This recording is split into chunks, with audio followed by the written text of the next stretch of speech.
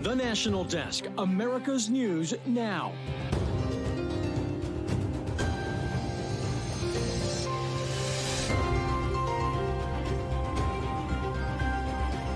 Congress has to decide whether to continue to support the fight for freedom in Ukraine as part of the 50-nation coalition that President Biden has built, or whether Congress will ignore the lessons we've learned from history and let Putin prevail.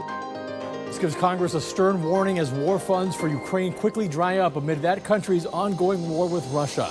Then a bipartisan call for action at the southern border, the latest push and the reaction in Washington. And an increase in numbers of pediatric pneumonia cases across the United States. What's behind it, and should you be worried? This is the National Desk, America's News Now. I'm Eugene Ramirez. New tonight, the White House issuing a warning to Congress today. If lawmakers don't act quickly, the U.S. will soon run out of ways to help Ukraine fight Russia's invasion. Now, while the Israel-Hamas war has dominated headlines recently, Russia has continued its war on Ukraine. Democrats and Republicans remain at odds about whether Ukraine aid should be conditional on new U.S. border policy, and talks on a compromise hit a snag over the weekend. The National Desk's Audra Elnashar reports from Capitol Hill. We are out of money and nearly out of time. The White House issuing those blunt words to congressional leadership Monday in yet another plea to approve more funds for Ukraine. A vote against supporting Ukraine is a vote to improve Putin's strategic position. That's just an inescapable reality. There is enough support in both parties to approve the aid, but Republicans have a condition. If you want aid to Ukraine, we need to control our southern border. Reform asylum, reform parole is possible to do. Democrats don't want to do it. All Republicans want to do it. Democrats back President Biden's proposal that includes additional asylum officers, immigration judges, and border agents, and argue what Republicans want would deny protection for vulnerable people without actually improving the border crisis. Making things even more complicated is the fact that Congress is under another tight deadline to fund the federal government by early next year. And the growing national debt, nearing $34 trillion, puts any new spending under the microscope. Outside groups, even some members of Congress, calling for a bipartisan fiscal commission to identify ways to pay down the debt. Billionaire hedge fund manager Ray Dalio among those urging policymakers to pay attention to the cost of high interest rates. The longer term is that we are at a point in which we are borrowing money to pay debt service. And as that happens, and you want to keep spending at the same level, there is the need to get more and more into debt.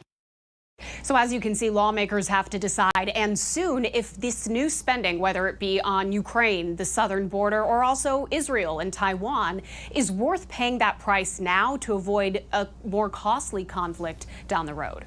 Now, Audra, what has the White House said about how this could impact how other countries assist Ukraine?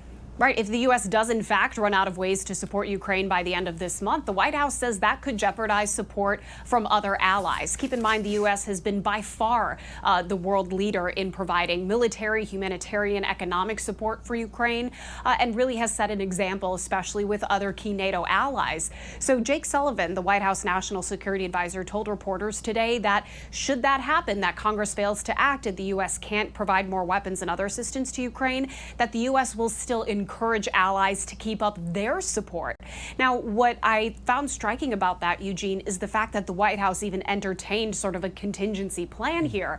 Before today, the White House was really adamant that they are not going to say what if, but now they are. As you know, it's December 4th, and Congress is nowhere closer to passing the president's national security supplemental funding request, and Ukraine will certainly hurt the most if that does not pass in time, according to the White House. Okay, Audra in Washington tonight. Thank you.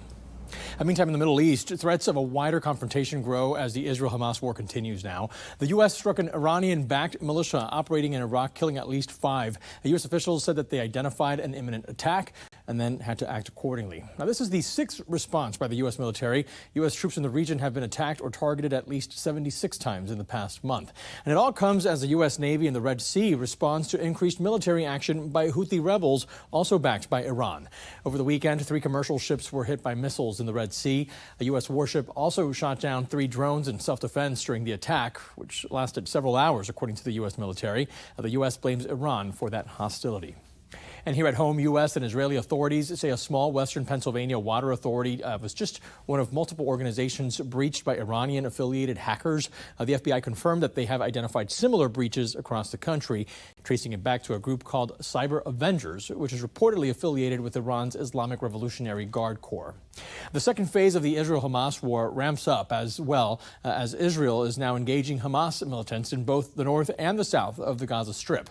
Airstrikes and ground forces were reported near Khan Yunis and Rafah. Israel's defense minister says the IDF plans for the war to take at least another 2 months for it to realize its goals of returning all hostages taken and the demilitarization of Gaza. There is a reality here on the ground, and I think there is one core understanding that both the U.S. administration have reflected and Israel understands. Hamas have to go. Hamas, the end goal of this, has to be a Gaza Strip without Hamas. As Israel closes in, hundreds of thousands of civilians in Gaza are on the move again. Israeli forces have ordered the evacuation of war corridors. As many of 80% of the 2.3 million people in Gaza have already been moved from their homes in the north, and now they're going deeper into the south to get away from harm's way. The Israeli operation that is coming in around Khan Yunis, over 625,000 people live in areas that they've been ordered to move from these areas. So the first thing people need is somewhere safe. The second thing they need is somewhere to shelter. The Hamas-run Gaza Health Ministry said there have been almost 15,900 deaths in the fighting and claimed that 70% of those killed are women and children. The U.S. continues to call on Israel to do what it can to reduce these civilian casualties. Meantime, State Department spokesperson Matthew Miller gave new insight today into why U.S. intel believes Hamas violated that hostage deal last week. Take a listen. The fact that it seems one of the reasons they don't want to turn women over that they've been holding hostage, and the reason this pause fell apart, is they don't want those women to be able to talk about what happened to them during their time in custody. Matthew Miller's comments come as reports continue to indicate Hamas committed widespread sexual violence in its attack on Israel on October 7th. Hamas denies these reports. Kayla Gaskins has more. New reports chronicle the horrific violence inflicted by Hamas on October 7th. Specifically, violence on women, trauma consistent with rape and sexual assault. The Sunday Times publishing a collection of first-hand accounts. One man at the music festival recalled, "I saw this beautiful woman with the face of an angel and 8 or 10 of the fighters beating and raping her. When they finished, they were laughing, and the last one shot her in the head." CNN's Dana Bash pressing progressive Congresswoman Pramila Jayapal on the far left's silence. We cannot say that one war crime deserves another. With respect, I was just asking about the women, and you turned it back to Israel. I'm asking you about Hamas. In fact, I already answered your question, Dana. I said it's horrific, and I think that rape is horrific, sexual assault is horrific. However, I think we have to be balanced about bringing in the outrages against Palestinians. Critics slamming UN women for taking 57 days to recognize the female victims of October 7th. Israeli women are the subject of a collective international denial. Prominent American-Israeli actress Gal Gadot urging all those who have done so much for women's rights globally to please join the demand that Hamas release every single woman hostage immediately. Israel's Minister of Women's Advancement said she reached out to Michelle Obama, asking her to condemn Hamas's sexual violence. That request, reportedly, was met with silence. Critics argue they want to see concrete evidence the alleged rapes actually occurred. Israeli officials claim 17 women and children are still being held hostage by Hamas. The White House backing up this claim as they work to help secure their release. In Washington, I'm Kayla Gaskins for the National Desk, America's News Now. The Supreme Court heard arguments over the opioid crisis settlement with OxyContin maker Purdue Pharma. At stake are billions of dollars for victims and whether the family who owned the company should be protected from opioid-related lawsuits. Now, lawyers for more than 60,000 victims who support the settlement call it a watershed moment, but critics are concerned about special protections for billionaires. A decision is expected by early summer. Former Minneapolis police officer Derek Chauvin is back in prison after leaving the hospital. His lawyers say he's receiving follow-up care. This comes after an inmate stabbed him 22 times at the federal correctional institution in Arizona last month. The inmate accused of stabbing him faces multiple charges now, including attempted murder. Chauvin is serving more than 20 years in the death of George Floyd. The wreckage from the U.S. Air Force Osprey aircraft that crashed into the ocean near Japan has been found. The Air Force said today that divers found the wreckage and the remains of 5 crew members.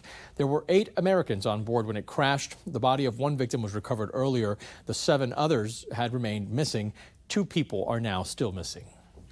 Coming up, the House Oversight Chairman releasing some new subpoenas bank records today, what he claims they reveal about President Biden's business dealings. Then cities struggling to help migrants, the latest information on the number of people entering the U.S. And sounding the alarm about juvenile crime in Baltimore, what a community leader there says needs to change. We're back in 90 seconds.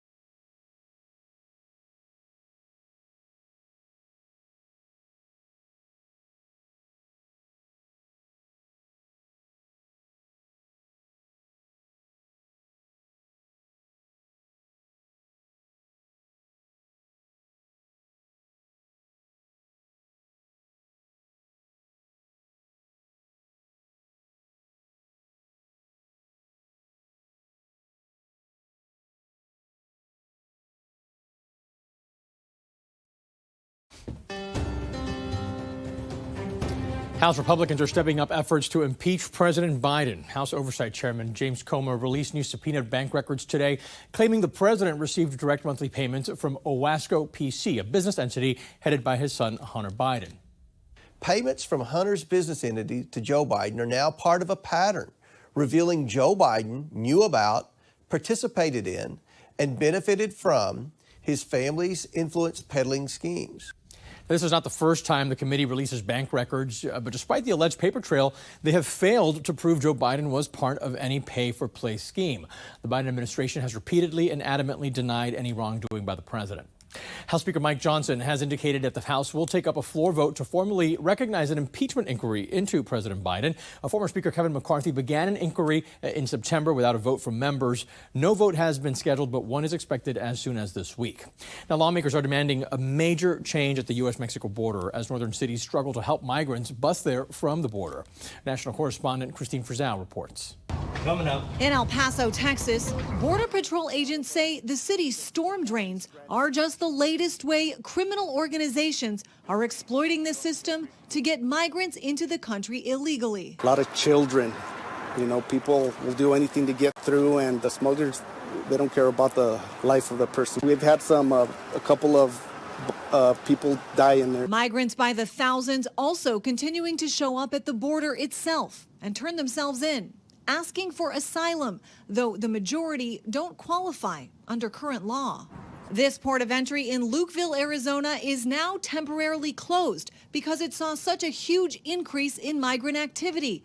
The Tucson sector alone seeing about 2,500 migrants per day. In Chicago, hundreds of migrants are now sleeping on the streets in freezing temperatures. What's it going to take for the Biden administration to wake up and do something about it, to do its job? More and more Democrats are joining Republicans calling for change, including Minnesota Congressman Dean Phillips, a Democrat challenging Joe Biden for president, who described a recent visit to the border. Old infrastructure that is insufficient, systems and structures that are woefully outdated, lines of trucks waiting to get into the U.S. to bring products made in Mexico to our consumers, lines of human beings sitting in the baking sun. White House border policy has become a huge vulnerability for President Joe Biden in his run for re-election. An NBC News poll from September shows Republicans hold a 30-point lead when it comes to dealing with border security. What more can President Biden and the White House do right now?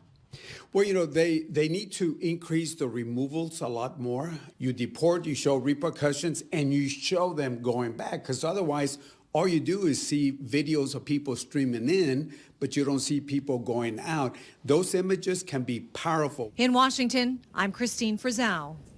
Right now, home buyers are losing patience as interest rates stay elevated. A new Bank of America study shows more people are willing to buy properties despite the high borrowing costs. About 62% of respondents said that they would wait for rates to drop before buying a house, but that's down from 85% just 6 months ago. The average 30-year fixed mortgage rate reached 8% in October. Gold prices have hit a new record. Today, prices are at $2,100 per ounce. The prices have gone up for 2 straight months now. Analysts say some factors that can influence prices are economic uncertainty, possible interest rate cuts, and a likely weaker U.S. dollar. Gold prices are expected to stay above the $2,000 level next year as well. Spotify is laying off 17% of its workforce. That's about 1,500 employees, all to cut some costs. The music streaming platform let go of 600 workers in January and 200 in June. Other tech companies like Amazon and LinkedIn have also announced job cuts in recent months. Spotify shares jumped following today's announcement. Ford's new vehicle sales are down 0.5% in the U.S. from last year in its latest report. That decline is part of the fallout from the UAW strike, which impacted production of Ford vehicles. Ford just finished restarting its affected plants last month after the new labor contract was ratified. Ford's electric vehicle sales surged despite the overall drop. And Alaska Air says it's buying Hawaiian Airlines for $1.9 billion after months of negotiations. The companies will keep their brands, and Alaska Airlines CEO says the deal will give customers more domestic and international choices. Hawaiian Airlines has struggled recently with some rising labor costs. Federal antitrust regulators have to approve that merger. Happening today, former U.S. Ambassador to Bolivia, Manuel Rocha, was arraigned in court, accused of spying and acting as a foreign agent. This action exposes one of the highest reaching and longest lasting infiltrations of the U.S. government by a foreign agent. Specifically, the criminal complaint alleges that for over 40 years, Rocha acted as a covert agent of the Cuban government. According to court documents, Rocha is accused of working to promote the Cuban government's interests. He was arrested in Florida Friday after a long-running FBI counterintelligence operation. Rocha's 25-year diplomatic career was under both Democratic and Republican administrations. He will now remain in custody until at least his pretrial detention hearing, which is set for Wednesday afternoon. And looking ahead here to 2024, another Republican presidential hopeful out of the race. North Dakota Governor Doug Burgum has suspended his campaign. Burgum struggled to catch on with voters in polling and fundraising. He did not qualify for Wednesday night's primary debate and blasted the RNC's requirements for making the stage. Former President Donald Trump remains the Republican frontrunner. The chair of Florida's Republican Party refusing to resign over rape allegations. A woman told police in October that Christian Ziegler raped her. Ziegler says that he's innocent and he's being targeted because of politics. Well, last week, Governor Ron DeSantis of Florida asked Ziegler to resign, even though he is innocent until proven guilty, so that he wouldn't be a distraction to the party. Clusters of pneumonia cases in children across the country continue climbing right now. Medical reporter Liz Bonas shares what's likely behind these rising numbers. Hey there, everybody. There are so many illnesses going around with similar symptoms: COVID-19, RSV, the flu. And public health experts want us all to know that any of these common illnesses can lead to pneumonia. The main concern right now is that it's showing up in clusters in children. Pneumonia is an infection of the lungs. Dr. Clint Koenig of Ohio's Warren County has the largest outbreak nationwide reported so far. As of today, there are 149 cases reported there in children ages 3 to 14. The average age is 8. Another cluster has been reported in children in Massachusetts, and there are severe outbreaks reported around the world in the Netherlands and in China. Following the pandemic, it is raising alarm that another novel virus is behind the outbreak. The World Health Organization echoing what Dr. Koenig's team says, too. Part of the message we're going with is that there's no evidence to suggest this is anything but kind of routine, typical bacteria and nothing out of the ordinary. As for why this is showing up in clusters and in children, pneumonia often coincides with several of the other viral infections that we see. So parents are being asked to call the pediatrician if respiratory symptoms in young people continue to get worse instead of better. Now, quick reminder, there is a pneumonia vaccine recommended for younger children. There's also one for older adults. Just like other vaccines, it can keep you from getting really sick when you get that illness. I'm medical reporter Liz Bonis reporting. Coming up, a Baltimore community leader says elected officials can only do so much to stop youth crime. His message to neighbors and parents when we return.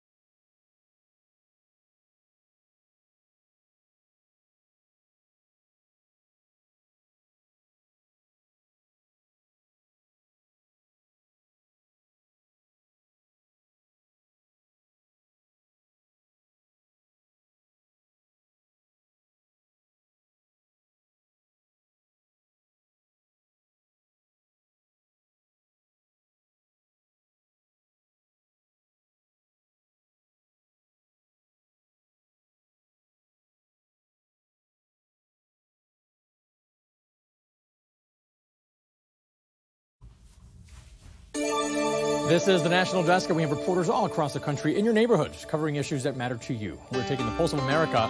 We start in Las Vegas, where the community members remembering a Nevada state trooper killed in a hit and run.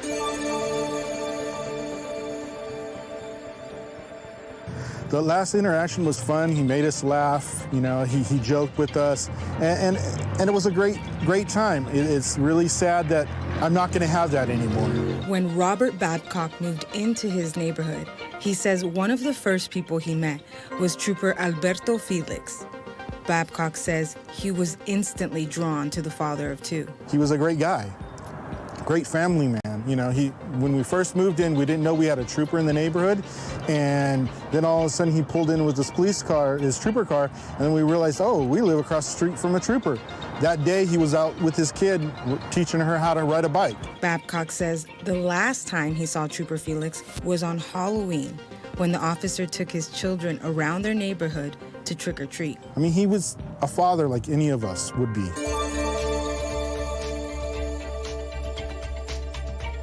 A gift at the pump. Gas prices are still dropping just in time for the holidays. It's the longest decline that we've seen since the summer of 2022. A series of events could have cooled that trend, like Russia's ongoing war in Ukraine and the Israel-Hamas conflict. But according to AAA, gas prices have now fallen every day since the peak on September 18th.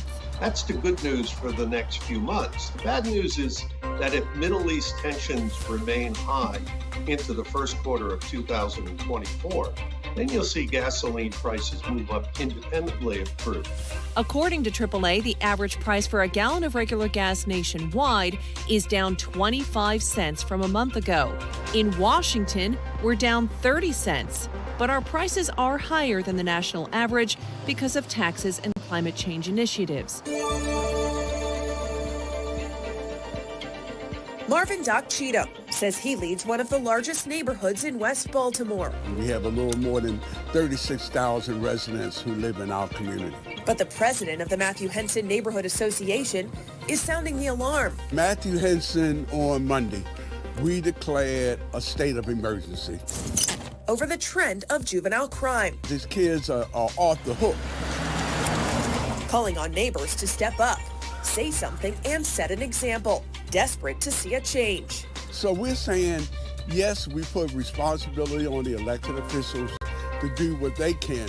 But at the same time, we must say to the parents, especially to the black men, and we're going to talk to the black men Saturday, you must come help us. This thing is off the hook. The word of the year was just announced by Oxford University Press, and it's coming up right after the break.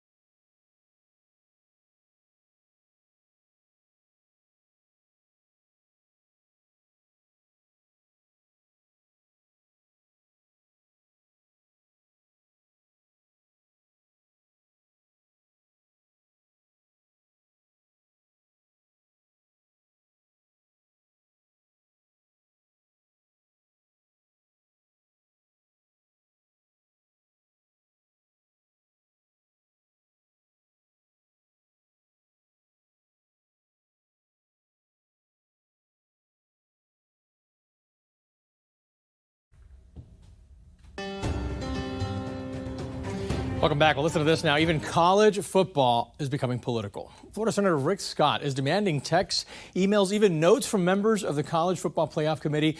He wants to understand why Florida State was kicked out of the 4-team NCAA football playoffs on New Year's Day. Now, Alabama, who beat former #1 Georgia this past weekend, was invited instead. FSU completed an undefeated season on Saturday, beating Louisville, and they were ranked at #4 before this weekend, but just wasn't enough.